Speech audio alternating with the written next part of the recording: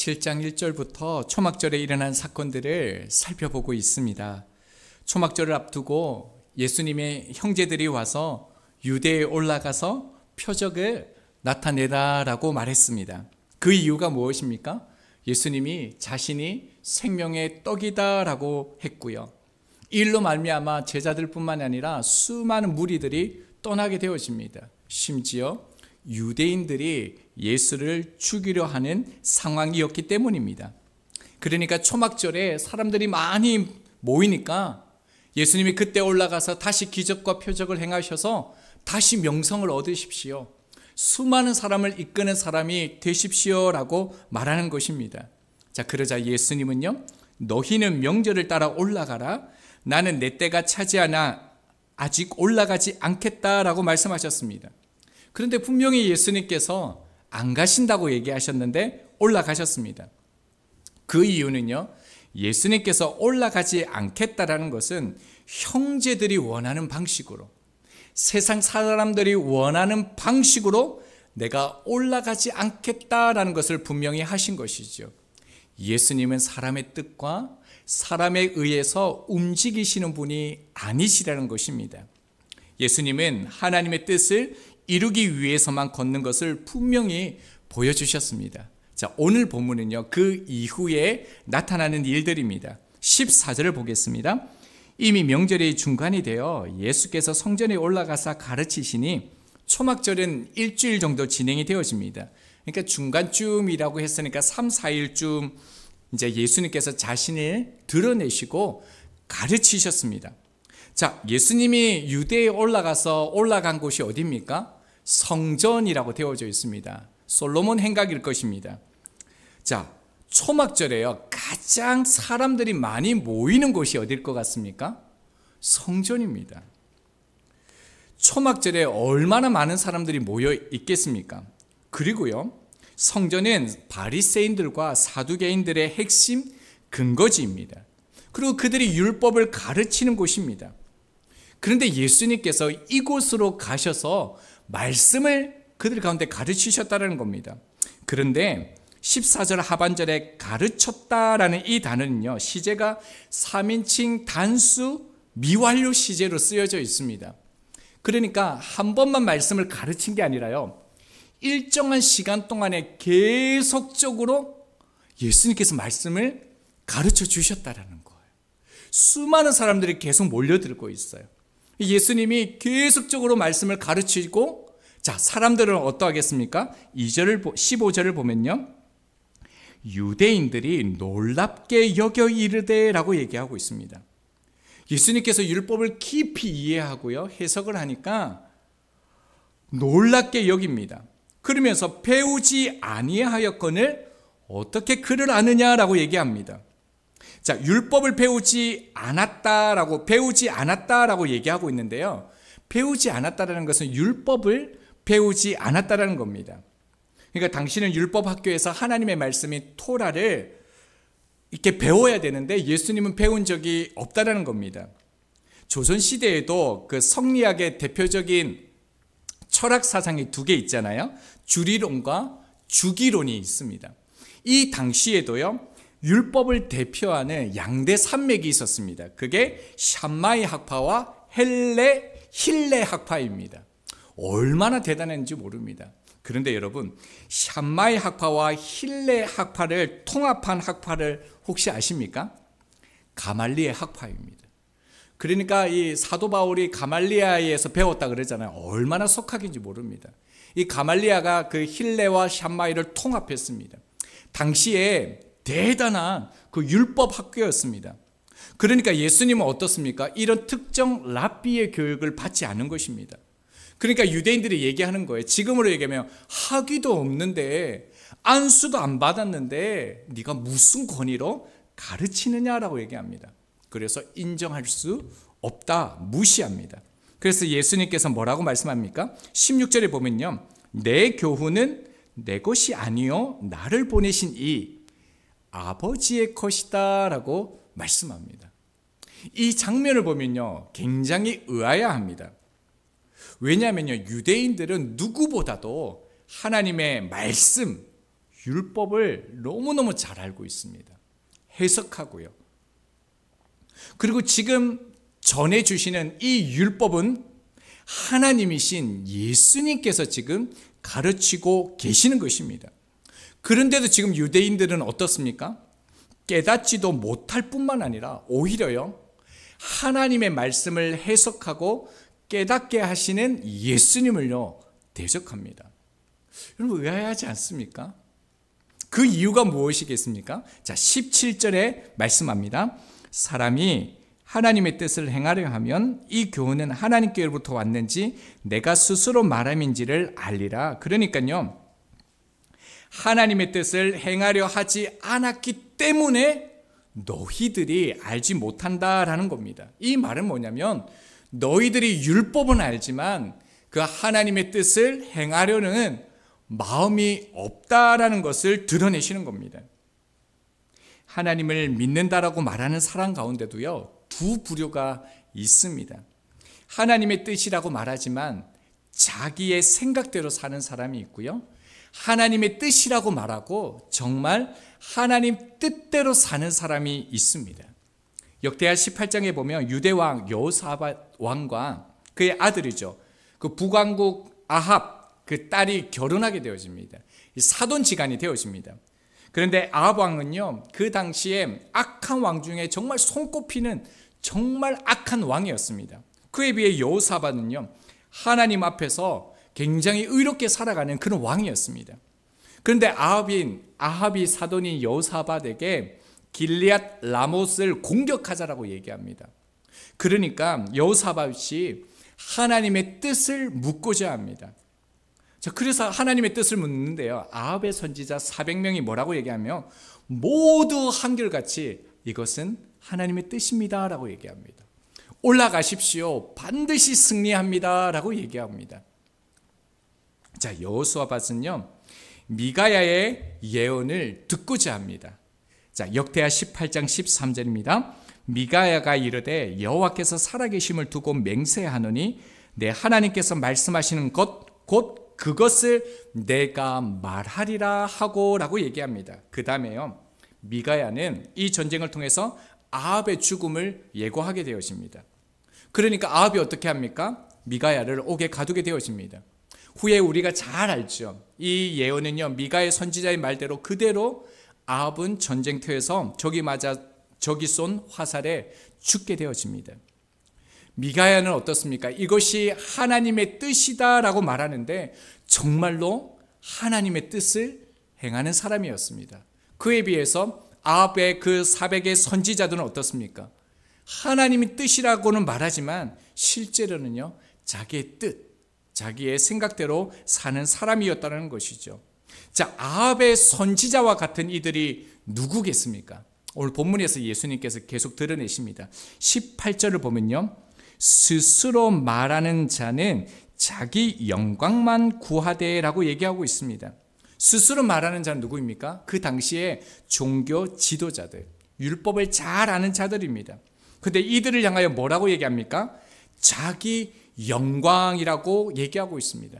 이들은 하나님의 뜻을 알지만 자기 영광을 구한다는 겁니다. 이것은요, 자기가 바라는 것에 사로잡혀 있다는 겁니다. 그러니까 이들이 하나님의 말씀을 너무 잘 알지만, 율법을 너무너무 잘 알지만 하나님의 영광이 아니라요, 그들은 자기의 영광을 구하는 자들이다라고 말씀하시는 것이죠. 자, 19절을 보겠습니다. 모세가 너희에게 율법을 주지 아니하였느냐? 너희 중에 율법을 지키는 자가 없도다. 너희가 어찌하여 나를 죽이려 하느냐? 예수님께서 있는 그대로 얘기하십니다. 너희들은 모세의 율법도 잘 아는데 뭐라고 얘기합니까? 그 율법을 지키는 사람이 한 사람도 없다라고 얘기합니다. 지키는 자가 없다라고 얘기합니다. 그리고요, 오히려 하나님의 뜻을 전하는 나를 죽이려 한다라고 말하고 있습니다. 이 말이 무엇입니까? 이들이 율법을 너무 잘 알잖아요. 그런데 율법에는 뭐라고 얘기하고 있습니까? 살인하지 말라라고 얘기했거든요. 이들이 율법을 너무 잘 알고 있습니다. 그런데 그들은 지금 어떻게 합니까? 율법을 알지만 율법을 어기고 예수를 죽이려 합니다. 왜요? 자기 영광, 자기 기득권을 지키려 하고 있기 때문에 그렇습니다. 자, 지금 성전에서 수많은 사람들이 모여 있는데 유대 지도자들요, 종교 지도자들을 향하여 너희들이 율법을 지키지 않는다라고 얘기하고 있습니다.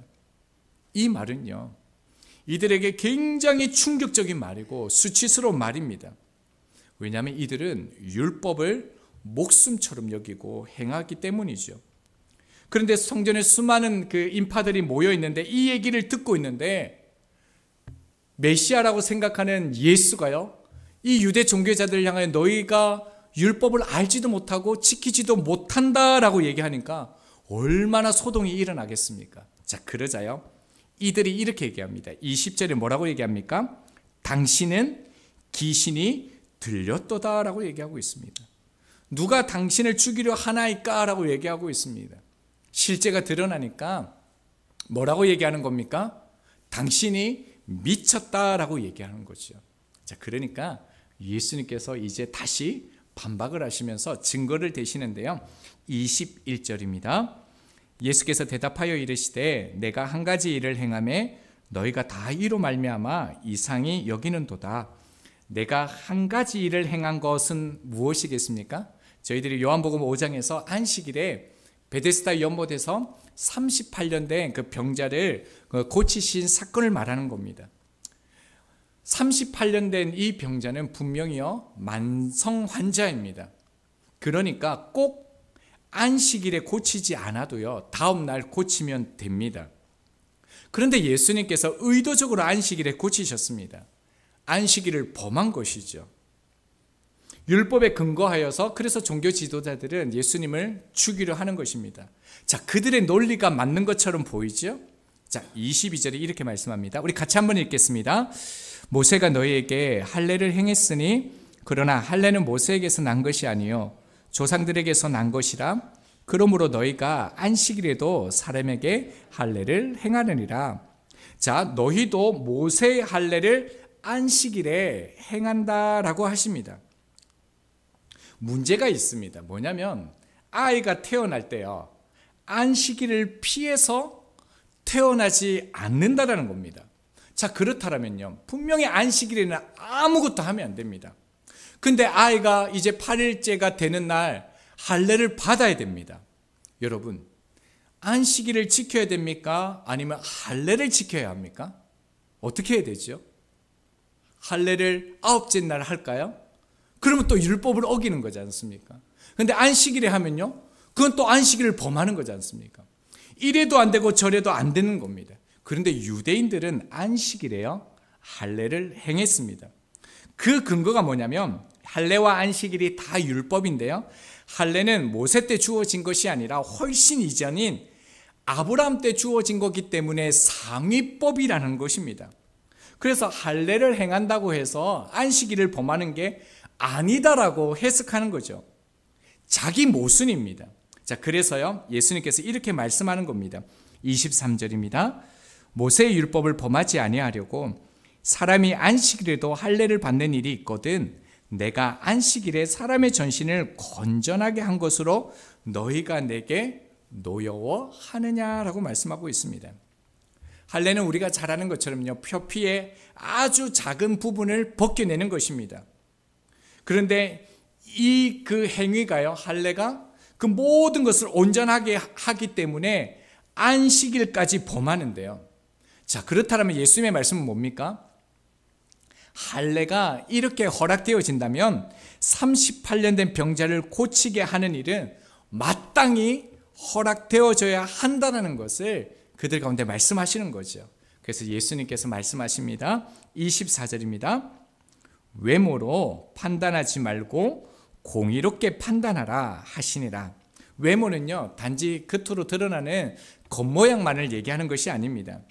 겉으로 보이는 것에 마음을 뺏겨서 공의롭지 못한 판단을 하지 말라라는 것입니다.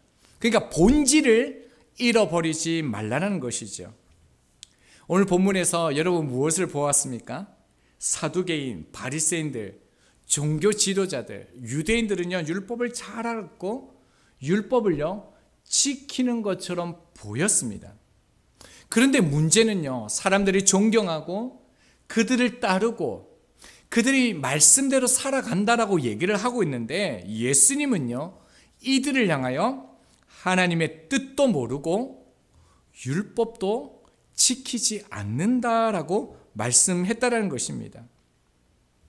왜냐하면 그들은요, 하나님의 뜻을 행하려는 그 마음이 없는 것을 예수님께서 드러내시는 것입니다. 여러분, 하나님의 뜻을 모르니까요, 하나님의 뜻을 행하려는 마음이 없으니까요, 하나님의 뜻에 동참할 수 없는 인생이 됩니다. 하나님의 뜻을 살아갈 수 없으면 어떻게 되겠습니까? 당연히요, 자기의 뜻을 따라 살아가는 것입니다. 이스라엘의 초대 왕이 누구입니까? 사울이죠.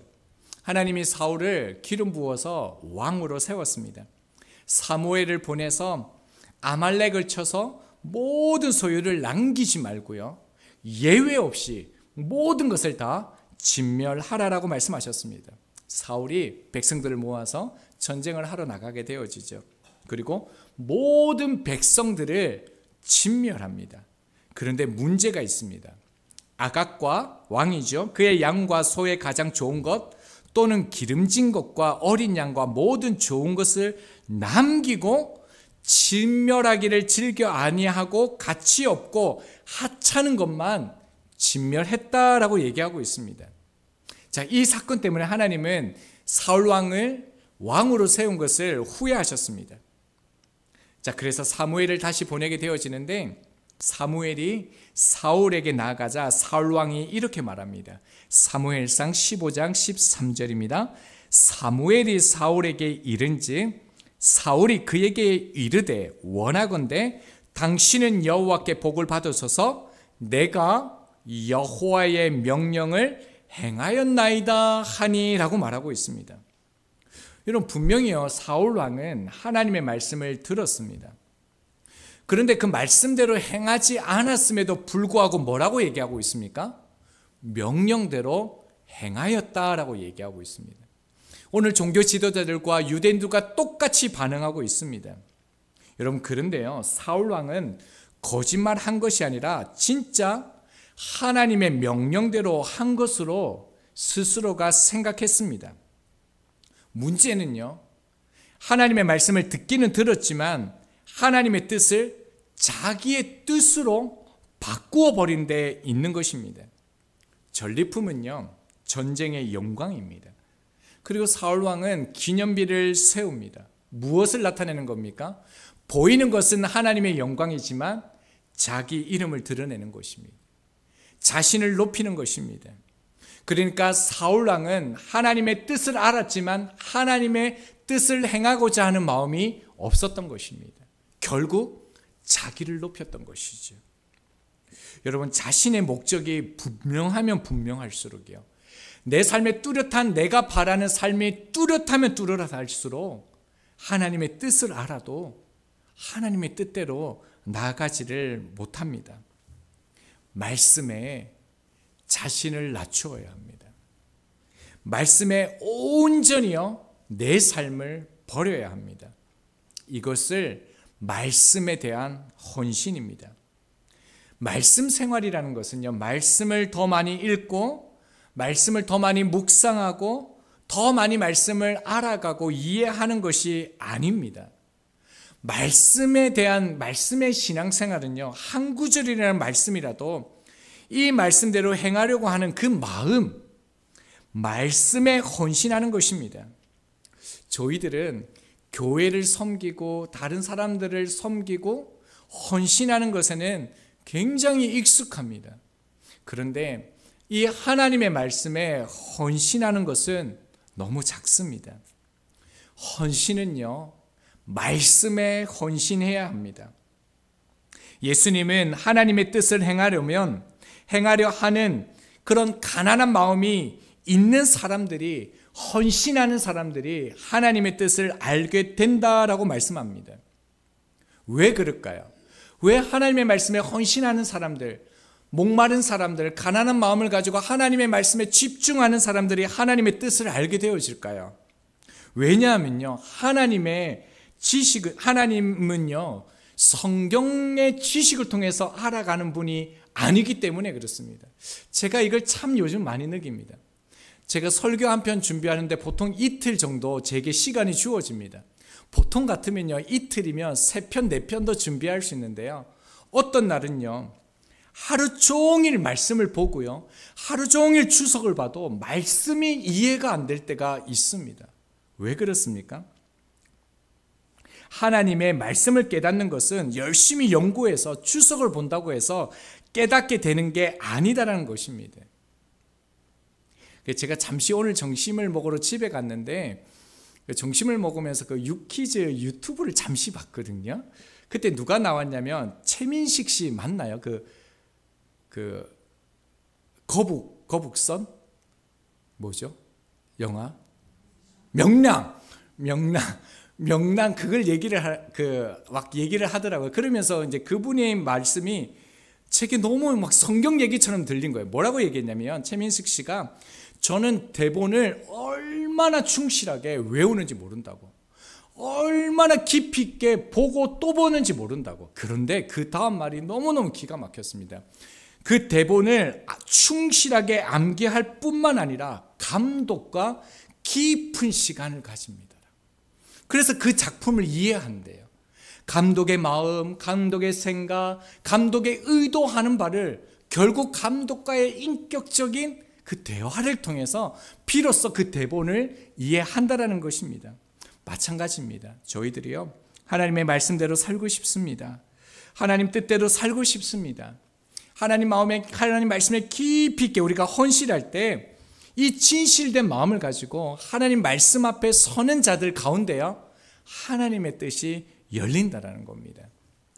말씀을 순종하면 순종할수록 하나님께서 창조주이시라는 것을 깨닫게 되어집니다.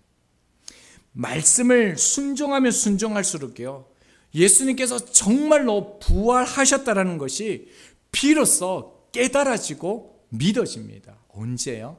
말씀에 깊이 있는 헌신을 통해서요.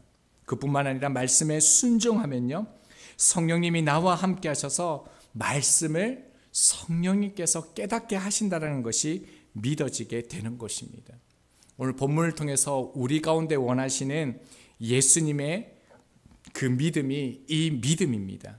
특별히 저희들이요, 교회에 헌신하고 사람을 사랑하는 데 헌신해야 됩니다. 그러나 그 모든 것들에 앞서 하나님의 말씀에 전적으로 먼저 헌신할 수 있는 저희들이 되기를 소망합니다.